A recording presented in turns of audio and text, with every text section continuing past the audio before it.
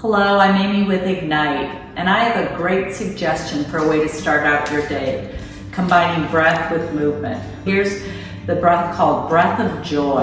And what we do is we combine simple movement with increasing breath. We start by taking a sip of air in a third of the way into our lower lung, and we take a little deeper breath up into the middle of our lung, and then we take our deepest breath all the way up into the collarbones, hold it, and let it go with a big ha breath. So I like to combine breath with movement, and I combine it with mantra. So my mantra for this breath of joy is I breathe in joy and I breathe out worry.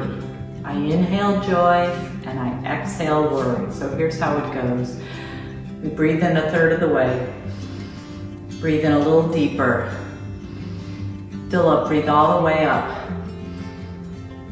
Exhale, let it go. And again, coming through heart center, inhale a third, breathe in a little deeper, breathe in all the way up into the collarbone, exhale, let it go. So now thinking about your mantra, again, inhale, breathe in deeper, breathe in joy all the way up into the collarbone, exhale, worry. So try this about 6 to 8 times in the morning and just see if it's not a great way to start your day in a positive way. We say take the breath of a new day and make it your own. It will give you strength. Namaste. Ujjayi breathing, or the breath of the yogi, victorious breath, is breathing in through the nose and out through the nose. And why we do this, hugely beneficial. It not only calms our nervous system, it actually still slows down our breathing, so we breathe about 20% slower, and it channels the little nadis that we have in our nose, channels the energy out through the nadis, and it's a way of bringing clarity and also focus to your mind. So what we do when we breathe in Ujjayi, we actually close off the back of the throat. It's called the glottis. And we feel this little tickle, making the sound of kind of Darth Vader, or sometimes the sound of an ocean. So give it a try. When we breathe, we want to try that diaphragmatic breathing. So we want to breathe into not only the front of the ribs, the side of the ribs, the back of the ribs, the kidney region. So we inhale, filling up through the nose, exhaling, letting it go. Working our diaphragm, inhale, and then letting it go, exhale. Try one more like this, deep inhale, and exhale. So once you feel comfortable and you have that down, again, we practice this breathing to really work, contracting and expanding our diaphragm. Then you can take it out into your walk. So piggybacking on what Nisa did, talking about her walking meditation, you can literally make it a walking meditation with your breath. So what you do is you start out and you inhale taking 4 steps, and then you exhale taking 4 steps. And if that gets comfortable after a while, increase it to 5, 6, 7, and see how many steps you can take on the inhale. Match that with a long, slow exhale.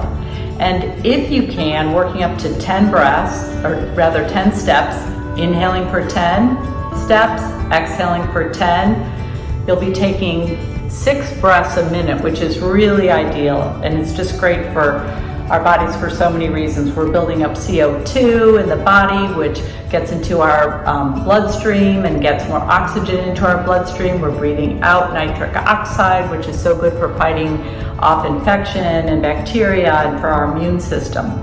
So give it a try. Try your walking meditation with your breath, and I hope it goes well. Namaste. So let's say you're in bed at night and you cannot fall asleep, and you try and it's not working.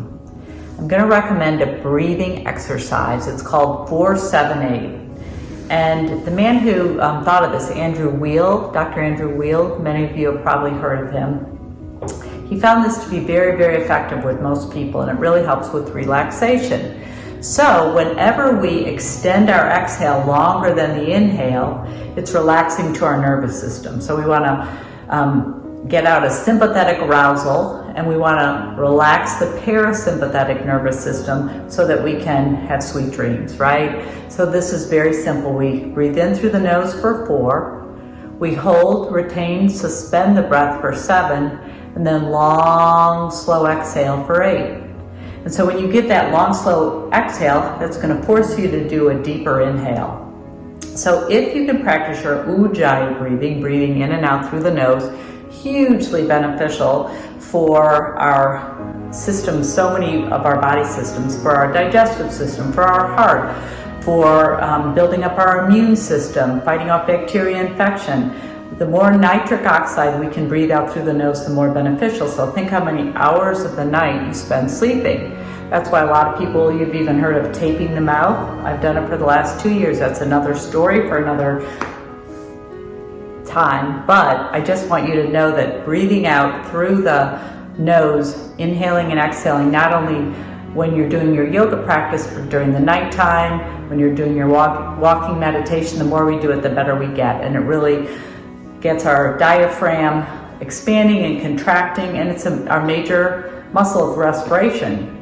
So very, very simple. You just inhale through the nose, you breathe in for 4, hold it at the top for 7, and then long, slow exhale for 8.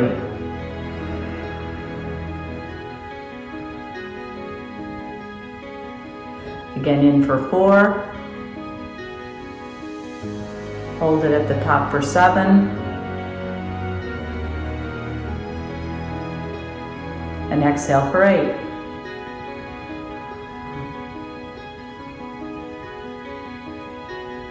We want to do our diaphragmatic breathing, breathing into the front, the side, the back of the ribs.